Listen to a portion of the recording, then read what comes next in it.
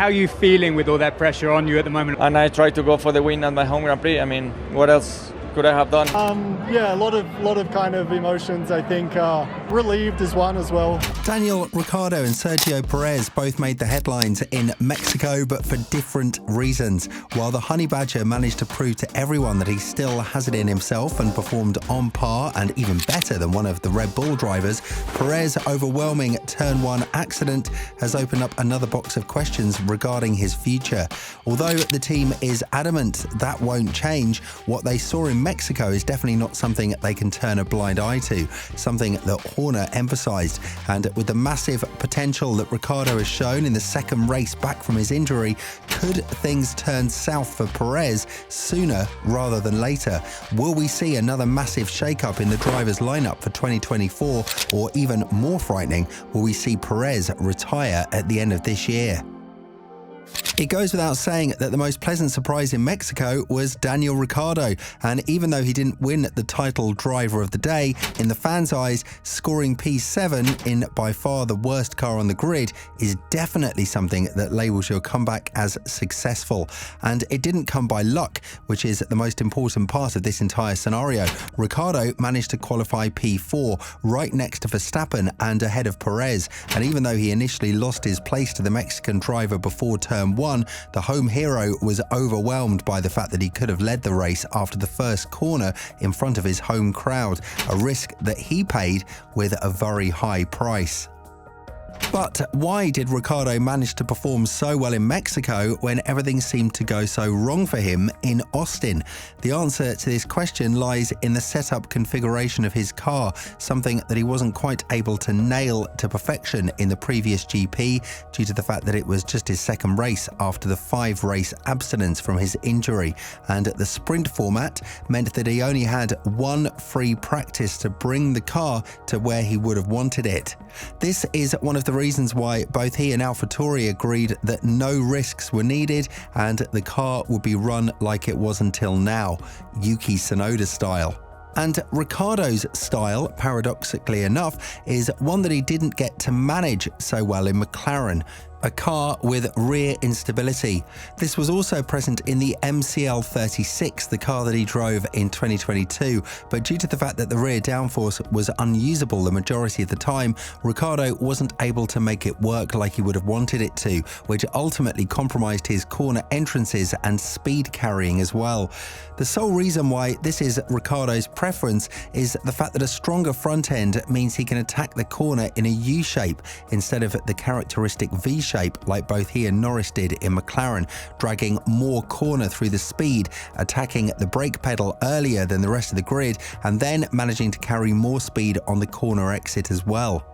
But unlike McLaren, AlphaTauri provides a more stable platform to work on for Ricciardo, even though it has a much smaller generation of downforce throughout the new technical directions that set sail from 2022 onwards.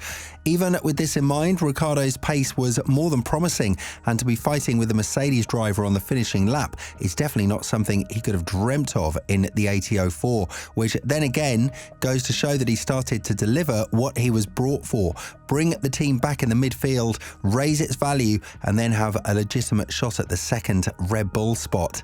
What this essentially means is that Ricciardo is finally understanding the limits of a car he's driving and is able to extract the maximum amount out of it thanks to the fact he knows to which point he should be pushing it, which was more than visible in Mexico. Elaborating on his race, Ricciardo was full of praise for himself and the team, as he went on to say, "The race was probably better than good, a lot of emotions, relieved as well. 2 starts on this track, you hold your breath because it's such a long turn to turn 1, anything can happen into turn 1. The first start, we started 4th and came through in 4th, so I was pretty happy, especially when we know we have a bit more drag than others here. Fighting a Mercedes at the end I think is a big weekend for us, and 6 points really can't be sad." Thanks to the 6 points of Ricciardo that were also kept alive by his colossal restart of the race at the 35th lap, AlphaTauri is now in the 8th position, and had it not been for Tsunoda's silly move on Piastri, the Italian squad could have been very well in the fight for P7 with Williams, something that is their goal for the remainder of the calendar. However, Ricciardo's goal is much bigger than finishing 7th with AlphaTauri, and it seems like that is already known to Perez and Horner, with the Red Bull pair set to have a very unpleasant talk in the following weeks. Perez had probably one of the best race starts of his career, coming from P5 to the top 3 and eventually being able to take the lead in turn 1. However, his heroics proved to be quite clumsy and unpredictable, and while they did ruin his race only, they had a lot of bigger potential to affect both Leclerc and Verstappen, with the former one still wondering how he was able to continue the race after that crash. But the move itself, while seeming to be heroic and something that every race driver should do when he sees a gap, also goes to show that Perez understands one thing: he's under a lot of pressure at Red Bull. Don't get me wrong, but whenever Red Bull says that a driver is secured for a season, I don't necessarily think we should put too much trust in that. After all, that's what they said for Gasly and Albon, and that's what their stance on Nick de Vries was after just 10 races with AlphaTauri. Whenever a better opportunity has arisen for the Austrian team, they're never shy about opting out of it, and the fact that Ricciardo outperformed Perez in the worst car on the grid is definitely something that puts a lot on the table for Horner and Marco to think about. Elaborating on Ricciardo's recent P7 finish, one that could have been a lot higher had it not been for the red flag caused by Kevin Magnussen, Horner went on to say, "You couldn't fail to be impressed with Daniel this weekend. I mean, his qualifying was outstanding yesterday, and he showed his maturity and experience and pace in the race. I think that fighting a Mercedes in an AlphaTauri for their best result of the year, it was a great performance, and had it not been for the red flag after Magnussen crashed out, he might have actually finished even further up."